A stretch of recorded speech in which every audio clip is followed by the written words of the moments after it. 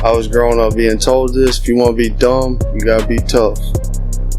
So if you want to do dumb shit, you better be tough and expect everything that comes with it, all the repercussions.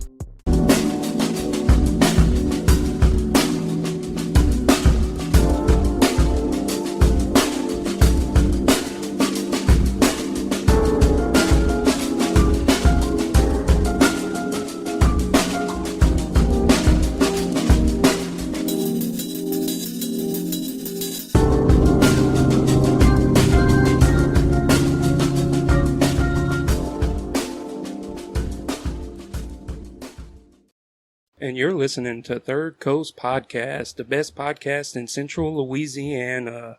And I'm joined today with Mr. Blake, the big boy, LaCaze. What's up, y'all? How y'all doing? It's good to have you on the show. I appreciate it, man. Glad to be here. So I'm going to dive right up in it. So, bare knuckle fighting. What got you into that? Bare knuckle. So when they brought the show closer to my city, I was just kind of looking for a revivance on my career. Boxing's corrupt, real corrupt, and I wanted to get away from that. Bare knuckle kind of let you go out on your shields, let you fight, a dog fight. And I like that. So I got to revive my career, and I've kind of took full opportunity, full-fledged, went straight forward with it, and here I am now, Yeah, and I was looking at your record in bare knuckle, and it seems like it's a tough sport, because gloves are designed to protect your face and stuff like that, but like the gruesome and the vicious knockouts, like how dealing with those, how is that? Doing on the receiving end and doing it to somebody else. All right, just to rephrase back on what you said with the boxing gloves are designed to protect the face. They are designed to protect the face from lacerations. They're also designed to destroy the brain, and that's why we're having so much science proving that bare knuckle is safer than organized MMA and safer than organized boxing. Just because you put a glove on and you got a pound on each hand. And then think about the volume that's hitting the side of your head versus a bare knuckle that's hitting you. And then we can go back to older ages where the only reason boxing was ever invented, because we used to bare knuckle it all the time. The only reason boxing was invented, they wanted longer fights and less lacerations. Here we are, 21st century. We want bloods and knockouts. So, bringing it back's been, like I said, revolutionizing in the sport. I never thought about it that way before. That's interesting. So you prefer... Oh, man, that's wild. I've never thought about it that way. Yeah. It's kind of mind-blowing. Yeah, it's deep when you get into it because bare knuckle is technically safer, scientifically safer on the body. All you really have to worry about with bare knuckle is lacerations, the cuts. That's it. Other than that, them fists are sliding and going and glancing right off your side of your face. Just like I said a while ago, versus a boxing glove or the MMA glove, a 6 ounce or an 8 ounce. That's weight behind the fist that you're already coming at. Then, just like I said, the volume and how big it is. And that's blunt force. That's to the brain. Boom, that's making the brain rattle. So, yeah, bare knuckle's safer. That was another reason I wanted to go over to it, but really just to revive my career. All right. So you're not just bare knuckle. You also are a boxer and an MMA fighter. So on the MMA side, your first professional bout, you took a L in the first round to the rear naked choke. And going forward, are you going to push to keep fighting in MMA? Or we'll revive the MMA. But look, bro, I've never trained jiu-jitsu, not any kind of ground game, no kicking game, nothing. All I ever known was boxing. AKA called me on that. I come in on that fight on a 2 hours notice against Marco Soto. That dude's a dog. He's an up-and-coming MMA fighter, so, you can keep your eyes out for him. But I never stray away from a fight. And first thing I told him, you're gonna stand up and bang with me. It's not gonna go long for you, and I'm gonna end you quick. You take me to the ground now. You fighting your fight, but you pick your poison. And lo and behold, he shot straight for the leg. He done the right thing, smart thing. But I'll be back in the cage. I promise you that too. Are you working on jiu-jitsu now? Not at the moment right now. We're focused on bare knuckle right now. We know that I can't really say too much. I just know I got big things in the making. Bare knuckle coming up here soon. All right. Man, my brain's at a wash right now. Yeah. So what's the toughest part about with bare knuckle? Do you still have to make weight and stuff, right? It's still weight divisions and so I walk around at like 195, 200. I drop down to 175 a lot of times. All my fights in bare knuckle, I've dropped to 175. All 6 of my fights, and not to mention all 6 of my fights, I fought all people that's top 10 ranked in the world in that weight class. I haven't had an easy fight in bare knuckle. I fought all top 10ers, everybody. And well, they threw you right into the Shark Tank. Huh? I never stray away from a fight, man. I just don't. If somebody coming here right now wanting to get sideways, I'll fight them. Just like my big dog over there, he'll beat them up too. All right. So let's go to the beginning. Where is the beginning for you in the combat sports? Combat sports, the beginning. Like, we saying like first time I placed my eyes on the fighting game? Is that we go that far back? Yeah, just what led you down this road? I'm 8 years old, and I went with my dad to a world championship fight. A guy named Richard Savage that trained out of our gym. Richard was 43 coming back, making a triumphant return, and he's 32-6 as a professional. And this was back early 2000s. I'm a kid, like I said, I was 8 years old. I'm sitting up there with Richard's sisters, and Richard basically just finishes the guy in the 6th round. And I'm sitting up there with all his sisters, and I can remember like everybody around me in the stands just left me, and they're all down the ring. So I'm a little boy, and I'm just sitting up in the stands looking around, not knowing what's going on. And I was like, I want to do this one day. I want everybody to come cheer me on one day. So we graduated on growing up.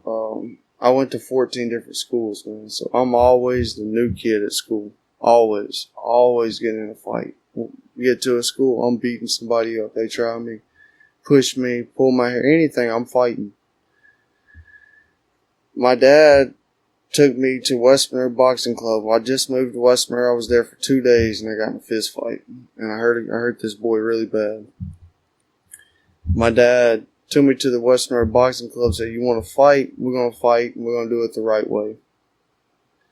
And he told my coach, whatever he sticks his mind to, he's pretty much, he's with it. If he's playing football, I played quarterback, I stuck with it. We was winning conference. We're finishing first, second in the state. I'm playing basketball. I'm top rebounder in the state, top blocker in the state. I'm doing the best I can. I graduated up in Arkansas. So my dad, but going back to 14, so my dad told the coach, like whatever he does, he sticks his mind to it, and he's very, very ambitious. I was 13 at the time. I said 14. Let me go back. I'm 13 years old when this is happening. I turned 14 on September the 14th. And like 3 or 4 days after that, we go down to Lafayette for a fight. It's going to be my first amateur fight. And mind you, we didn't drive all the way from West Monroe. I didn't cut weight. We got all the way down there. I don't have nobody in my weight class. Nobody. So my coach calls and calling around. We call over to Mississippi. They're having another amateur show over there.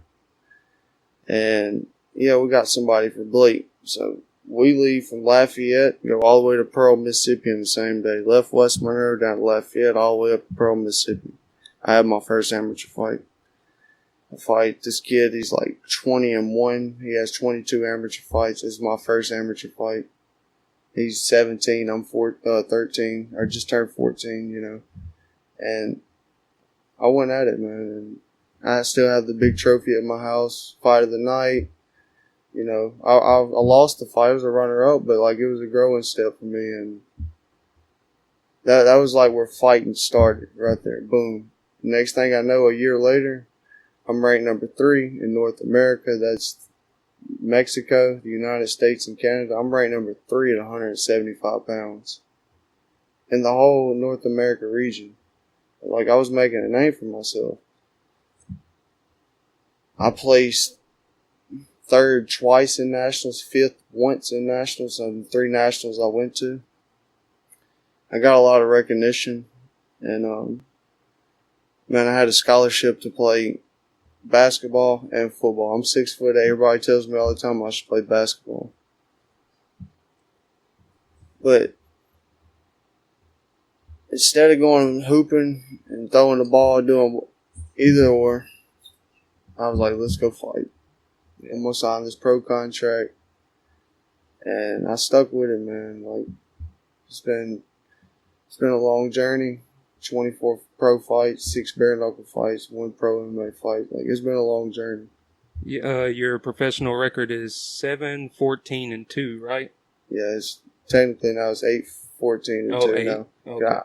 I had a knockout 2 weekends ago. I moved up to 190, which was really good for me, physique-wise. And I hit this guy, dropped him 5 times in the fight. He didn't get up the 5th time. So I think Big Boy's really finna be Big Boy ended up and moving up in weight, going to cruiser. So cruiser's 190? What's after that, light heavyweight? Cruiser in boxing is technically 200 pounds. And bare knuckle is 205 pounds. I think MMA is the same. 205. So the weight classes are similar in bare knuckle. Yeah. Versus. So what's the hardest part about fighting? Like, what is the biggest obstacle you have to come over? Training. Training is the hard part. I hate training. I hate running. I hate motivating myself. I hate getting up early running. I hate going to the gym. I hate doing the floor work. I hate fucking pushing my body to exhaustion. Like, I really hate it. That's the hard part. The easy part's fighting. I love to fucking fight. Easy part's fighting and talking shit. People can talk shit. That's the easy part. You can fight. That's the easy part. But did you train? Did you do the hard part? Did you put in the overtime hours that nobody's seen? And it'll tail off in the fight. It always does. Yeah. So do you what?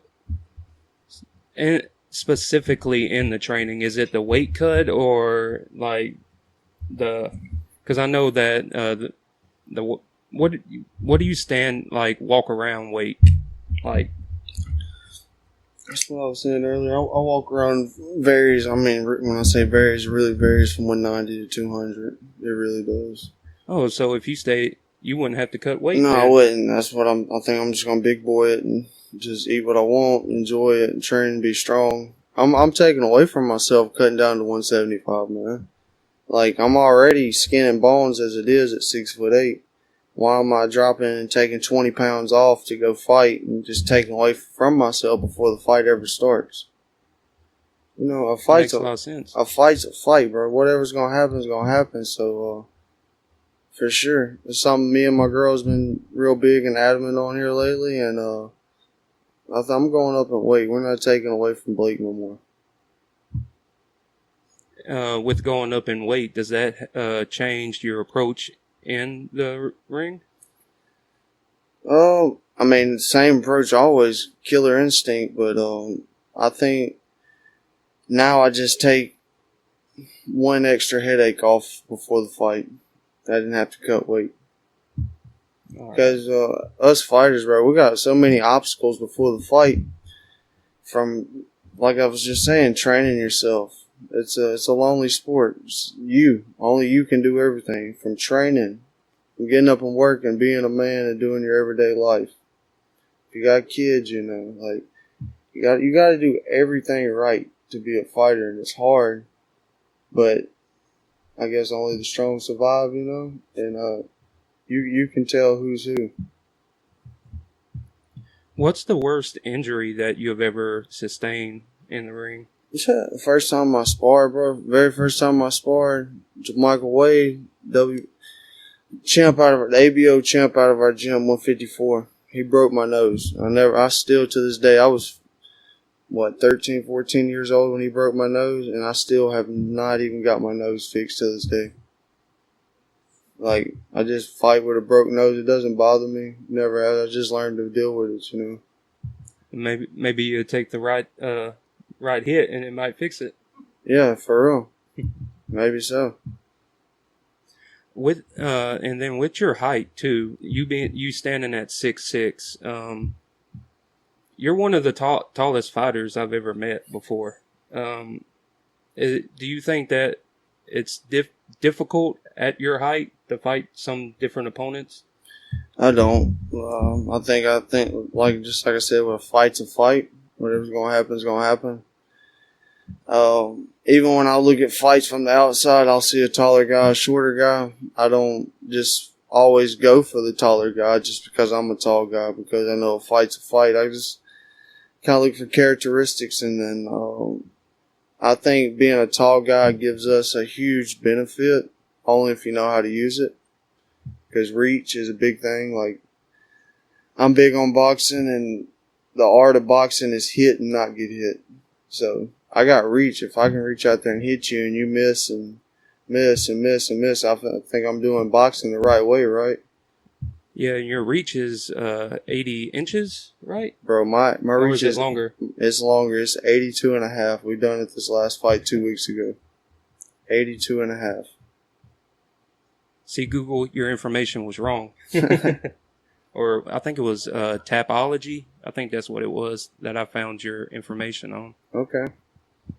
So what's upcoming? I know we were talking about, you were telling me about Sturgis. Are you fighting in Sturgis? Are you going to be in the corner? Or are you working with somebody? Yeah, I'm working the corner of the Shark Attack, baby. He's going to go 2-0 up in Sturgis, and I'm really looking forward to this. It's a big show for BKFC.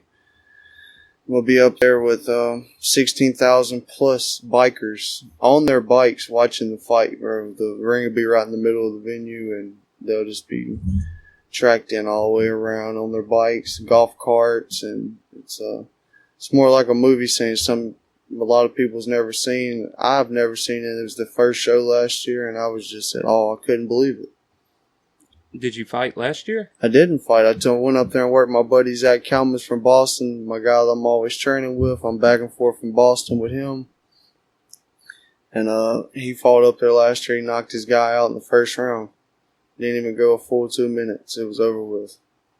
The rounds are only 2 minutes long? Bare knuckle. We fight all fights, championship fights, prelim fights, everything. It's 5 2-minute rounds.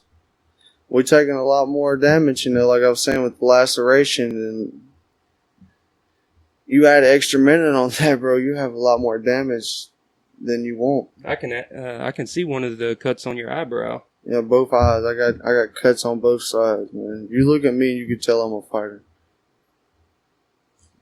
My lady may have my hair switched to the side, but I promise you I'm a fighter. I will beat your ass if you try me. You hear that, listeners? You don't want to fuck with Big Boy. He'll take you down and put that work on you. So it's interesting that you train and you work the corner with other fighters too. That's do you get when you work the corner and you see other people fight and you train with them? Is that like a good learning experience too, along with putting in the work and the dedication too? Oh, for sure, bro. I'm a student at war all the time. I'm watching movies. I'm learning about fighting. I'm watching fights. I'm learning about fighting. I'm watching guys train. I'm watching guys run. I'm trying to learn everything. Anything I can bring into my arsenal and my artillery for war, I'm studying it to a T. So, for sure, when I'm up there and I'm watching these other guys and I'm training with them, obviously it's a brotherhood and the fellowship and all that. That's great. But yeah, I'm trying to do like you're doing with me on this. I'm trying to pick the mind. I want to learn what they know and what can I take from them and add to myself to make me better as a fighter. Man, that's great. you're doing the thing. No, that's a lot of fights already. Just like thinking of the accumulation of man. If we do the math, bro, I had 68 amateur fights, amateur boxing. I was 50-18 as amateur. I've had 24 professional boxing matches. I've had 6 bare knuckle fights, and I've had 1 MMA fight. So you do the math. 87. You had 87 fights.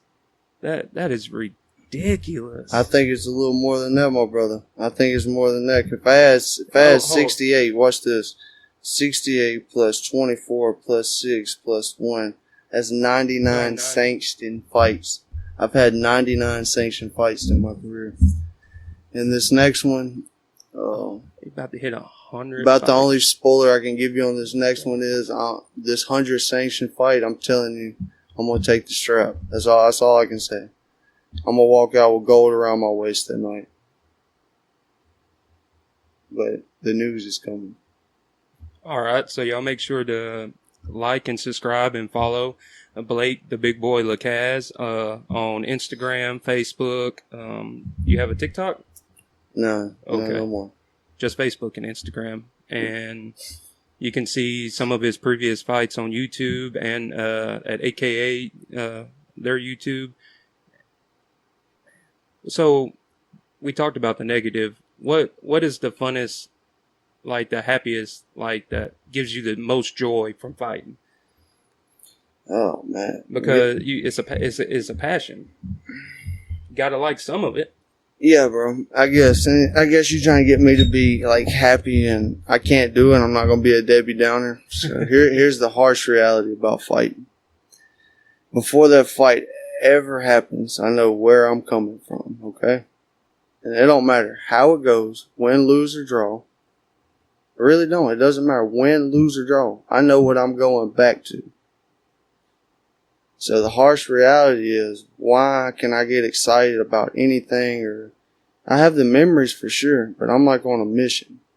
And I'm not shooting down what you said. Probably my proudest memory and what drives me is just seeing my fans and my family and how happy they are. Like 2 weeks ago, I hit this guy with an uppercut. I was like winding up my wrist. For the past 2 weeks, my lady, my mom, all the guys at work, everybody just walks by winding up their fist. So, I mean, stuff like that makes me happy, man. Like, I'll carry that on for a lifetime. But as far as like just getting excited or like feeling like I had a great feat or something in life, I can't, bro. I'm on a mission. I know where I want to be and where I'm going. I know that for sure. I'll be happy once I'm there, you know. I'm on a mission right now. I'm assuming that mission is for some gold around your waist. Oh, for sure. I feel like I achieved everything I wanted once I want to build in my career. And it's coming. I mean, it's coming. Hey, sitting next to you and just hearing your story, I can feel like it's coming. And the only thing you got to do is believe it yourself, and then it'll happen. For sure. You believe in yourself. I mean, everybody says that you can do anything you dream, and that's true. You really can do anything you dream. You put anything, any thought, anything you want to do in your mind, you can do that. You want to go run a marathon? You can go do that. You can train and go do that. There's nothing that you can't do, and don't ever limit yourself. Like my mom's always told me, don't settle for less. And that's what I'm trying to do right now in my career. I don't want to settle for less. Like I told you, I know where I'm going, and I can't wait to see myself there. I know that. So, up in West Monroe, could you tell me a little bit about y'all, the gym you fought out of? West Monroe Boxing Club, baby. One of the oldest clubs in the state. I thought we're going on, correct me if I'm wrong, but it may be our 62nd, possibly our 63rd anniversary coming up here in February. And I'm part of one of the oldest gyms in the state. We had 3 world champions come through our gym, and I mean, we got a lot of history in the gym. You walk in, there's just history all over the walls. Our coach has forgot more about boxing than I think I'll ever know. I mean, he just has it all. He knows it all. He's seen it all. So if I'm in West Monroe and I'm thinking about getting into boxing, and I wanted to go to y'all's gym, y'all have like a phone number, y'all have like programs to get, new people involved? Oh, absolutely. We got kids classes, women classes. It's located right off of North 7th and West Monroe, and right by the farmers market, right under the West Monroe water tower. It's kind of easy to find, and we have a lot of things for the community. We just hosted the governor games, I think like 2 months ago, and that's where the governor sends in the medals for the best participants in the state. It's almost equivalent like winning the state Golden Gloves, but instead it's like winning the governor's medal. Like he honored and recognized you, and he was there watching some of those fights, and that was cool and unique for those kids. Not to brag or nothing, but I'm a 3-time governor game winner. I got 3 medals in the trophy case. Congrats. I guess that was bragging, but there we go. A little bit of applause out I'll there. see that. Yeah. If you ain't checked out Third Coast Podcast yet, make sure to check out Third Coast Podcast on 5000ws.thirdcoastpodcast.com on all major streaming platforms, Instagram, Facebook, TikTok, and subscribe to our YouTube channel. We're trying to make money one day, possibly. Get an actual studio with lots of AC. And I appreciate you sitting down sweating it out in here. No, I know it can't be comfortable. It might be bringing back some of them bad flashbacks to training. No, bro. It's an honor, bro. It's just kind of like what we just shared on. You got to start somewhere. If you don't start and go try and do it, you never know that you done it. I mean, that you could have done it. I don't want to look back and be 50, 60 years old and be like, man, I wish I would have fought or done this. Yeah. Like, at least I know I've done it, 99 times so far. Man, I can't wrap my head around that 99 times. Have you, what's your current, do you have intro music when you come in? Do you have like a signature way you come into the ring? About here lately, the last 2 weeks ago, we come out to Big X to plug. I'm the biggest, I'm the largest. And that's how I felt. So I was bumping that coming out to the fight that night. Man, I just recently found Big X about like 6 months ago, and I love his music. Oh yeah, like, it's a whole vibe when you're working out too, bro. Yeah, I listen to Big X like at work. I need to probably work out more. Y'all making me feel bad up in here. Oh man, I need to get some of them gym hours with y'all. Like we were saying, you got to start somewhere, Yeah.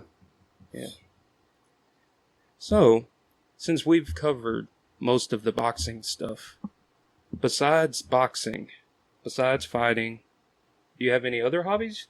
Do you have anything else that you're passionate in? I mean, I love my daughter for sure, and I love my family and my friends. I like to tell everybody if I'm a good one to have on your team, And I'll go above and beyond. I'll give you my shirt off my back, literally. Like, I just want to be the best person I can be, and I don't really have a hobby other than trying to be a good guy, man, and like pursuing that. All right. Oh, okay. What's your favorite movie? Oh man, I don't really watch movies that much. If it ain't a fight or a football game or a basketball game, I'm not really watching it. Oh, so you're a football fan then? Oh, absolutely. Who's your favorite team? We're going Patriots, baby. I'm Boston everything. Oh. Yeah. So, you loved some Tom Brady then, huh? Yeah, I got a Brady jersey. I got one. I don't want to know what you do with that Brady jersey though. I keep it in the closet a lot of times. Oh, I'm just messing with you, man. I mean, Tom Brady is the GOAT, and he was, picked in like the 3rd or 4th round or something too? Like, no one thought he had a chance, and look at him, one of the best quarterbacks of all time. I'm trying to be on my Tom Brady story myself, my Vinny Pazienza story, I'm trying, bro. All right.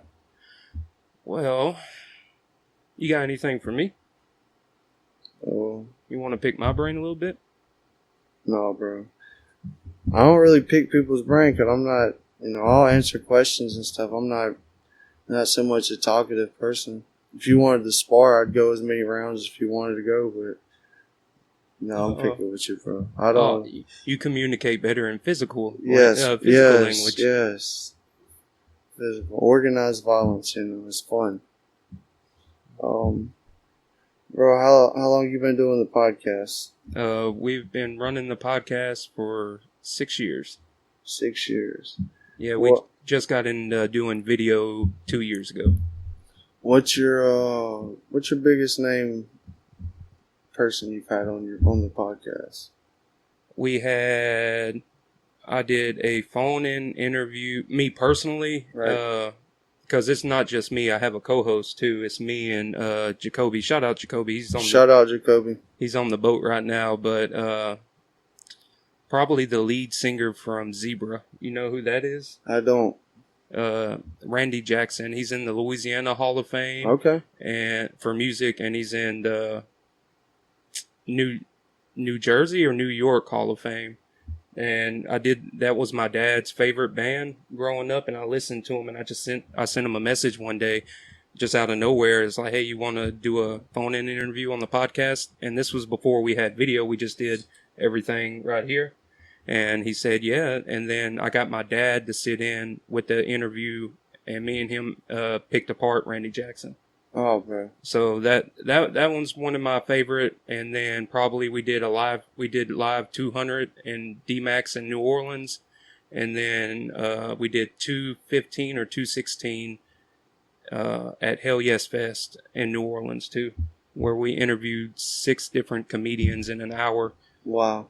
Yeah. New York, Florida, California, Canada. One of the ladies, Victoria, shout out Victoria up in Canada. She's done a phone-in interview and a live in person in New Orleans. Okay. They had you guys laughing. Oh yeah. And that was doing the live ones. It's kind of uncomfortable, but you just push through it, you know. Yeah. But yeah, that's some of my personal highlights from doing the show. Have you ever been to any fights? What fights have you ever been to? Like live? Live fights. I've watched David Bosnick's last 2 fights. Nice. I like David Bosnick. Cool, calm, collected guy. He's always been nothing but a gentleman to me. Yeah, David was the first MMA fighter we had on the show, and I reached out to him, and through David, and then through all of Global Alliance. Is it Global Alliance Fitness? It's Global Alliance, right? Global Fitness, and through all the people at Global Fitness, we have just branched out, and it keeps growing. And yeah, Darian was the pioneer, the OG on the podcast, MMA fighter. That's so fire, bro. Yeah, and then we've had Darian on the show. Okay. Shane Ferrier, and who else? There's one other person. I can't think of the old dude's name. He's probably going to be mad too when I don't say it because it's been kind of recent. But yeah, we're trying to expand and talk to everybody because everybody has a voice and everybody got some type of passion they pursue. Yeah. And everybody's got a story too, bro. Yeah. But usually towards the end of the show, we do words of wisdom. Would you have any words of wisdom for our listeners out there? Words of wisdom for like anything you're going through. The only way is through. There ain't no shortcuts. There's no way around it. The only way is through. And then this can be funny and it can be serious, just however you want to take it. But I was growing up being told this: if you want to be dumb, you gotta be tough. So if you want to do dumb shit, you better be tough and expect everything that comes with it, all the repercussions. So that'd be my words of wisdom I could leave out there for the world right now. All right. Man, thank you so much for driving all the way to come sit down for a little under 40 minutes, and I really appreciate it. Oh, absolutely, man. Thank you for having me. It was a unique experience being down here. You picked my mind for sure in a different way, unexpected what I was expecting. So thanks for having me, man. All right. Do you have anything else you would like to spread with the world? I don't want to spread anything. Is there just I don't know, man. Just be you. Just be ambitious and don't ever forget who you are. And if you do forget who you are and you find out again, you won't ever let that happen again. But knowing who you are is a big thing, and what you're capable of, and just know who you are, know your worth. Yes, sir. Well, everybody, Blake, the big boy, LaCaze.